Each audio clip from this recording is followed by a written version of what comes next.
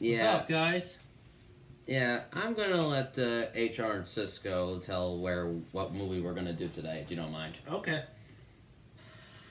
we're gonna do Empire. Empire of the Sun, Barry. What? Empire Strikes Back. Empire Strikes Back, Barry. Exactly. Yep. Don't you- Hello, everyone. Though, if you want us to do Empire from the Sun, let us know, because I actually wouldn't mind doing that one day. This is the Entertainment Idiots. And like they said, we're doing Empire Strikes Back. The second Star Wars film in the original trilogy. Or Episode 5. It gets confusing. Anyway, let's get started. Yeah. This review was sponsored by Coke Zero. Get me a glass. Here you go. I didn't think I was gonna catch that. Here you go. Thanks. Coke Zero, everyone. Ah, yes. Enjoy the show. And the drink. Oh, yes, the 1980 film written by Mr. George Lucas himself. As well as he, produced it. Anyway, so the movie starts with a probe droid who basically looks for the rebel base since they got away from Yavin 4. So Luke finds some kind of asteroid, that's what he thinks, and tries to go check it out. Until that. This thing The comes Wampa. and kidnaps him, and this is, the 11 version of that thing. And basically holds him hostage, and he's trying to get his lightsaber out by using the Force, obviously. Apparently the Force can allow you to move things like that. And so when he gets his lightsaber, he ends up actually chopping off the Wampa's hand. And because Remember of that. he basically wanders until he stumbles upon the ghost of Obi-Wan. And basically, Obi-Wan basically tells him to search for Yoda. To go to Dagobah system. And Han Solo ends up finding Luke, so he wants to keep him warm by, using his lightsaber to literally cut the guts of this Tauntaun. And basically, he literally has to go inside just so that way he'll be able to survive. In order to be warm. And basically, the entire base is called the Echo Base. And basically what happens here is that C-3PO is worried about Luke. So, in a mission, Han and Chewie basically shoot down a probe droid in order to stop this, and they end up rescuing Luke. Anyway, so Luke wakes up in this cryo chamber where these AT-AT walkers are basically, firing at them. Attacking, the rebel bases. Yeah, and basically, as a result, they fight back, though. And basically, they end up shooting down the shield generators, causing the Rebel Alliance to basically, retreat.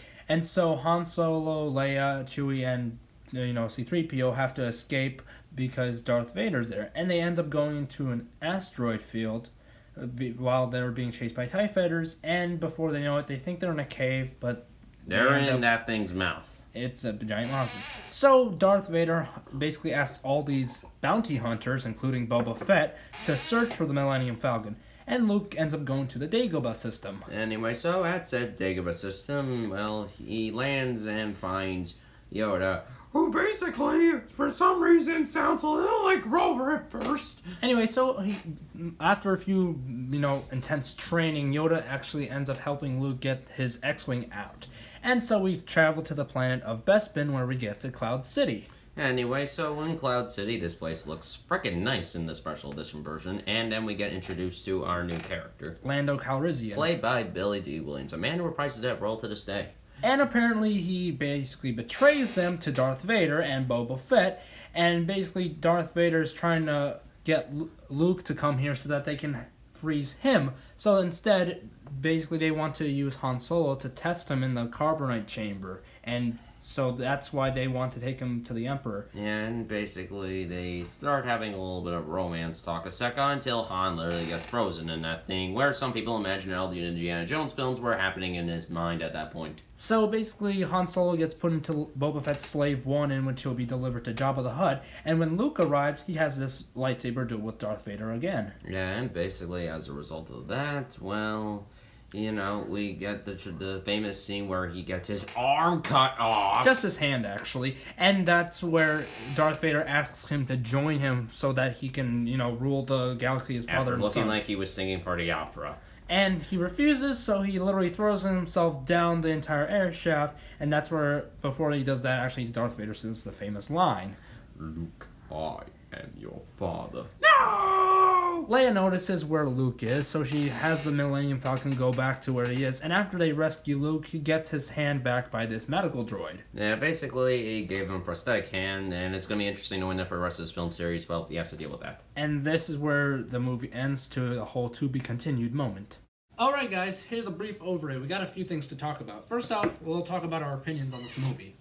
I agree with the critics. It's a really, really good Star Wars movie. And a lot of people actually say that this is actually the best out of the three. That's a good question, really. If this is your favorite Star Wars movie, more power to you. I really don't know mine.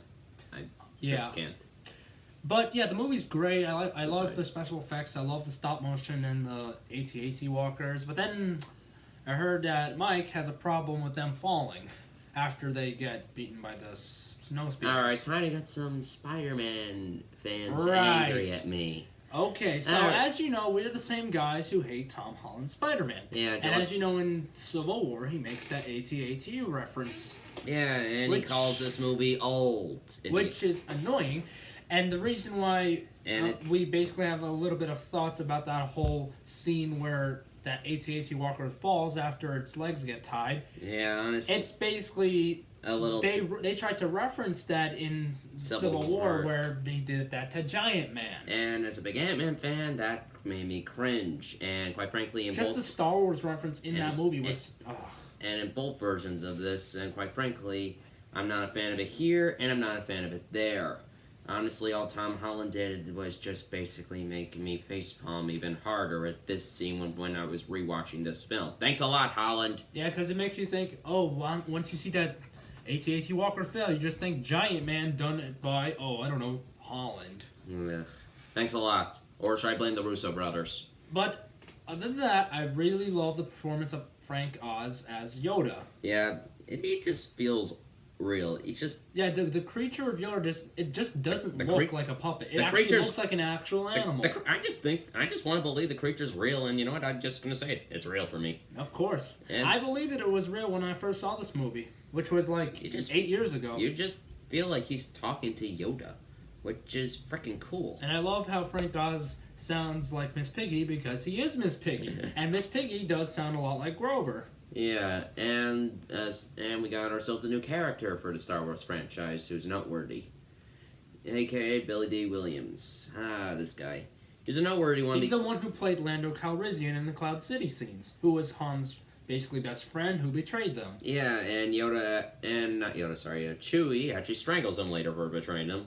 Right. And as for Billy D. Williams is actually somebody who's noteworthy because with that he actually loves to reprise this role. He's reprised it for video games, spin-off media. He was basically, as we would say, he was clicked to the role, if Yeah. you know what I mean. He was always like him in any kind of He's even in- performance. he's- Let's say he was in the show, in the movie. He still voices him in Star Wars Rebels to this day, Right. which is freaking cool. I mean, it's only now that he's not going to be playing him for the Han Solo film, and that's only because they had to cast a younger one, though I'm sure Donald Glover will do a good job. But Billy D. Williams, no one could ever replace him. Oh, he was a great Lando Calrissian. And he still is. Oh, yeah.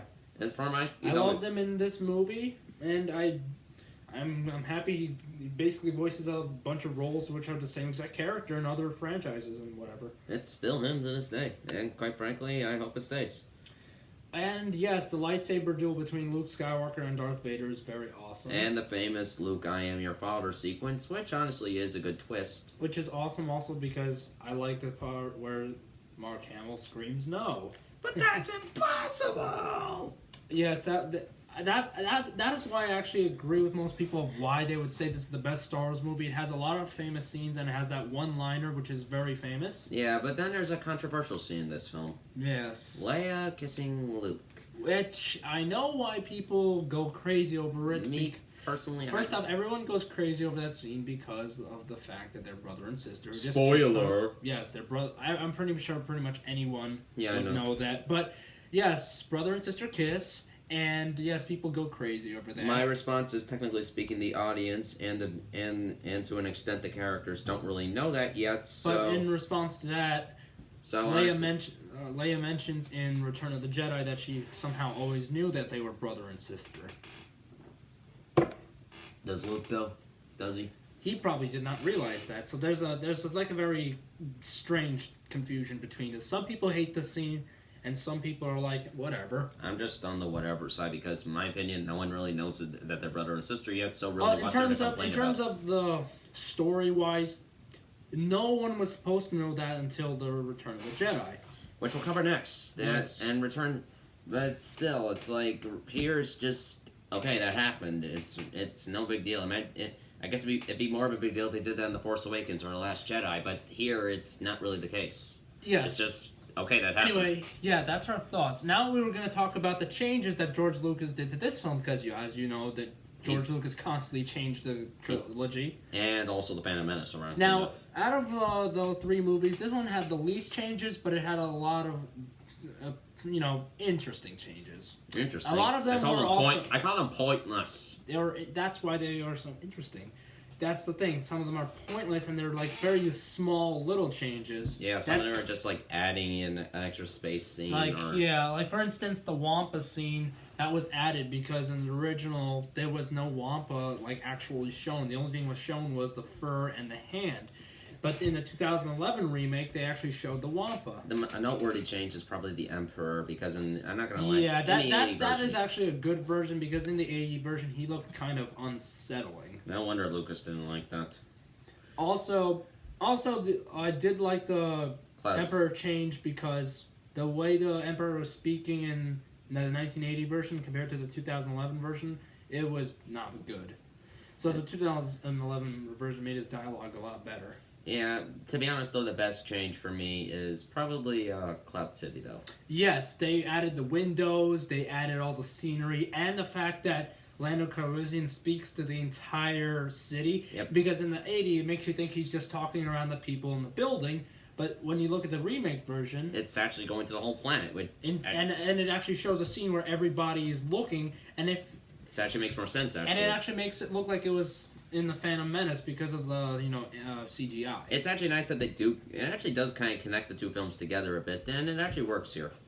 I mean, Cloud City kind of. I mean, in the original trilogy, let's just face it. A lot of the scenery was basically just a bunch of white walls and not that much. Yeah, there's one thing the Phantom Menace and did right.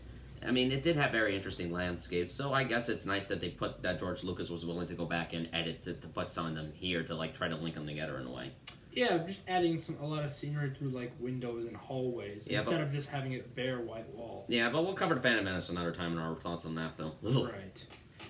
But yeah, there's been a few minor changes. A lot of them are pointless, like dialogue changes. Yeah, one I will admit I guess I'm okay with is Yoda's coloring because to be honest, Yoda looks. Well, yeah, in the original 1980, Yoda had it looked like Yoda was all green, but in the new one, his what I would say coat or whatever, his drapes are more beige-like. I guess for me, it's like he looks the best in this film, and he's best in either version. I don't really care. He's just great. Frank Oz, wonderful performance. Yeah, of Yoda. the puppet really just works. I mean, he's later replaced with CGI in the prequels and the spin-off show. Yeah, I honestly prefer the puppet because the puppet if there's actually something there, it just gives you a nice feel. Yeah, he actually looked like it was there. I mean, the puppet just worked better. The puppet was used in The Phantom Menace, but then for some reason Lucas decided to change that movie too. Which, for some reason, he decided to make it CGI because most of the movie actually was CG. Yeah, The Phantom Menace is the only one that I'm aware of that actually did get some changes from. Right. But other than that, as for this movie, on the other hand, it's solid. It's good. There's not much else to add aside from basically. I guess because of the fact when Han got frozen, maybe that's the reason why Harrison Ford is so obsessed with killing him off between Return of the Jedi and The Force Awakens. Yeah, but the thing is, Han Solo wasn't dead when he was frozen. He was still alive. I think that's what gave him the idea, though. Harrison, you're watching this, let us know if that gave you the idea. Also, yes, you're right. Harrison Ford did want to stop being Han Solo, which is why he, spoiler alert, got killed in The Force Awakens. Yeah. By his son, Kylo Ren, a.k.a. Ben. Yeah. Which we actually think that he named after Obi-Wan. Yeah, that's kind of a little funny, but who knows. Also, it was nice to see Alan Jennings pretty much have a role again in this movie because, he was killed off in the 1977 movie. Yeah, I get the feeling it's in a way where he would be like, oh, am I getting recasted again? Not recast, am I going to back to playing in this movie again? I thought I was killed off. I guess I was brought back to life, and then I find like, oh, I'm a ghost. But it's actually good because the ghost actually teaches Luke too, and he tries to convince Yoda to train Luke. Yeah, and truth be told, they're having some shows and stuff like that have been like to take inspiration from this film, like when Luke wants to leave. Basically, like I remember a time during Avatar: The Last Airbender season 2 when they took a scene from that towards the season 2 finale that was very similar with Aang wanting to leave. And as you know, the whole scene with Darth Vader revealing to Luke about him being his father has been parodied so many times in many movies and TV shows. Yeah, let's face it. Including, I remember one where Fairly Odd Parents did a parody of it. I am your father. Your fairy godfather. But that scene was so famous that it was parodied a lot. I'm so sorry though about that Cosmo. That was awful. But yeah, that's basically our thoughts and what the changes and any facts that we'd like to tell you. Also, as all the Star Wars fans will probably know, Lando Calrissian actually did own the Millennium Falcon first. It's just that he lost it to Han Solo. Yeah. Oh, it's kind of also strange that Lando Calrissian actually wears Han's clothes in the Millennium Falcon as he flies it. Yeah, that was out in nowhere. It was strange. Maybe when he got when Han got the Falcon, maybe he took some clothes with him. I don't know. But yeah, that's pretty much it. It's just a good film. It's a really good film, and I understand why a lot of people think it's the best. I guess 10 out of 10. There's not much else to say. It's just solid. It's just good. I love the movie. Yeah, just as I love all the original Star Wars movies. But also, I love how in the last one it would look like it was fall, and yet this one looks like it's winter for like half the film. Right. I mean, that was It's only because it took place on Hoth. Yeah, that's kind of funny though, and considering like what happens with the Ewok land, the next one looks like it's spring. Right. It's kind of funny. We'll cover that in Return of the Jedi, which will be the next review. Yeah. All right, so that's pretty much it. In the meantime, we have to head to the Return of the Jedi. Yes, we should return to the Jedi. Yes, just right before the last one shows up. Right. All right, so subscribe, comment, Ring that bell. and tell everyone about the channel, and just see you in the next review. Yeah, we're returning for the Return of the Jedi. In fact, we should go right now. Yeah, time to go watch it.